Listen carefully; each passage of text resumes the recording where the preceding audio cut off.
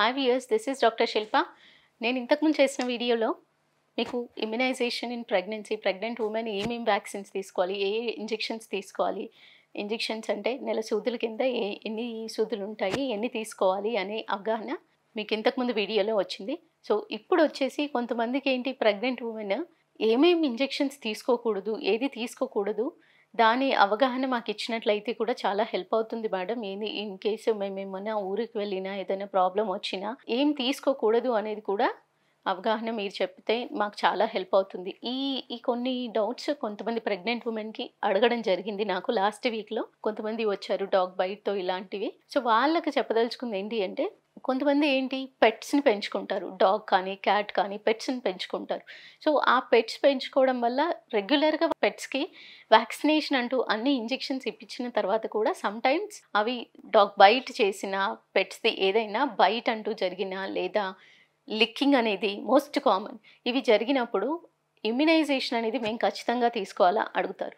So ఎప్పుడైతే ఈ dog కానివ్వండి, లిక్కింగ్ కానివ్వండి, బైట్స్ కానివ్వండి జరిగినప్పుడు ఖచ్చితంగా వాళ్ళకి యాంటీ రేబీస్ వ్యాక్సిన్ అనేది తీసుకోమని చెప్పడం జరుగుతుంది. యాంటీ రేబీస్ వ్యాక్సిన్ అనేది చాలా సేఫా మేడం. డాగ్ బైట్కి ఏదైతే రేబీస్ వ్యాక్సిన్ ఇస్తారో నార్మల్ పీపుల్కి ఇస్తారు కదా, మరి నేను ప్రెగ్నెంట్ ఉన్నాను, నేను తీసుకోవచ్చా లేదా అనేది ఈ డౌట్తోనే యాక్చువల్లీ ఆ పేషెంట్ వచ్చారు. సో ఈ డౌట్కి ఏంటి అంటే, యాంటీ రేబీస్ వ్యాక్సిన్ అనేది యాక్చువల్లీ అది ఇన్యాక్టివేటెడ్ వ్యాక్సిన్ అండి. అంటే డెడ్ వైరస్తో తీసుకున్న వ్యాక్సిన్ అది. సో ఆ డెడ్ వైరస్తో ఎప్పుడైతే వ్యాక్సిన్ తీసుకోవడం జరుగుతుందో దాంట్లో యాంటీబాడీస్ మాత్రమే ఉండడం జరుగుతుంది. సో యాంటీబాడీస్ అనేది ఇన్ కేస్ మనకులో ఉన్న ఎనీ వైరల్ ఇన్ఫెక్షన్స్ కానీ ఏమన్నా వచ్చినా, రేబీస్ వైరస్ అనేది ఇన్ఫెక్షన్ అనేది వచ్చినా తట్టుకునే శక్తి అనేది ఉంటుంది. సో ఇది రెగ్యులర్గా ఎలా అయితే నార్మల్ పేషెంట్స్ తీసుకుంటారో 0, 7, 0, 3, 7, 14 అని ఏదైతే డోసెస్ ఉంటాయో డిపెండింగ్ అపాన్ సేమ్ వేలోనే యాంటీ రేబీస్ వ్యాక్సిన్ అనేది తీసుకోవచ్చు. సో ఇది తీసుకోవడం వల్ల బిడ్డకి ఏ రకమైన హాని ఉండదు. ఇన్ఫ్యాక్ట్ బిడ్డ వరకు వెళ్లకుండా ఇమ్యూనిటీ అనేది, రోగనిరోధక శక్తి రేబీస్ వ్యాక్సిన్కి రాకుండా ఉండడానికి రోగనిరోధక శక్తి పాసివ్ ఇమ్యూనిటీ ద్వారా ఇవ్వగలుగుతారు.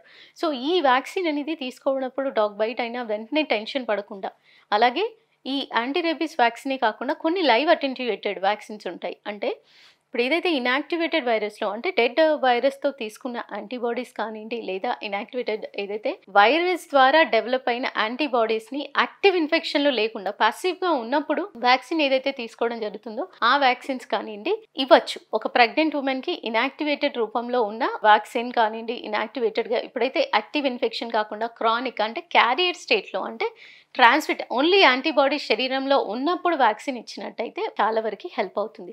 అది కాకుండా కొంతమందికి ఏంటి లైవ్ వ్యాక్సిన్స్ అంటే అయితే మమ్స్ కానీ స్మాల్ పాక్స్ కానివ్వండి, ఈ వ్యాక్సిన్స్కి సంబంధించి యాక్టివ్ యాంటీబాడీస్ అవి లైవ్ వైరస్ అనేది small amount of live virus అనేది ఇంజెక్ట్ చేయడం జరుగుతుంది. ఈ లైవ్ వైరస్ అనేది ప్రెగ్నెంట్ ఉమెన్ తీసుకోకూడదు. సో ఈ లైవ్ వైరస్ ఏది మోస్ట్ కామన్ తీసుకోకుండా ఉండాల్సిన ఏది అంటే ఎంఎంఆర్ వ్యాక్సిన్ కానివ్వండి, అంటే మమ్స్, మీజిల్స్ ఈకి సంబంధించి ఎంఎంఆర్ వ్యాక్సిన్ కానివ్వండి, లేదా రుబెల్లా ఇన్ఫెక్షన్ కానివ్వండి, లేదా స్మాల్ పాక్స్ కానివ్వండి, ఇవి వైరస్ అనేది తీసుకోకూడదు. అండ్ పోలియో డ్రాప్స్ కొంతమందికి ఏంటి ఇన్యాక్టివేటెడ్ ఫామ్లో ఉండే ఇంజెక్టబుల్ పోలియో అనేది తీసుకోవచ్చు. బట్ పోలియో డ్రాప్స్ అనేది యాక్టివ్ ఫామ్లో ఉండే పోలియో వ్యాక్సిన్ అనేది తీసుకోకూడదు. అలాగే కొంతమందికి యాంథ్రాక్స్, బ్యాసిలస్ కానివ్వండి, ఇవైతే ఏదైతే ఇన్యాక్టివేటెడ్ రూపంలో ఉంటే తీసుకోవచ్చు, లేదా యాక్టివ్ ఫామ్లో ఉండే వ్యాక్సిన్ అయితే తీసుకోకూడదు. అంటే దీంట్లో ఏ రకమైన వ్యాక్సిన్ చూస్ చేసుకోవాలి, ఇన్ కేస్ మీరు ఎక్స్పోజర్ జరిగినా ఏదైనా ప్రాబ్లం వచ్చినా మీరు డాక్టర్ని సంప్రదించిన తర్వాతే ఈ వ్యాక్సినేషన్కి వెళ్ళండి. స్ట్రైట్ అవే డాక్టర్కి దగ్గరికి వెళ్ళి మాకు ఇది జరిగింది, ఇది వ్యాక్సిన్ ఇచ్చేయండి అని చెప్పకుండా, ఏ వ్యాక్సిన్లో డిఫరెంట్ టైప్స్ ఉంటాయి.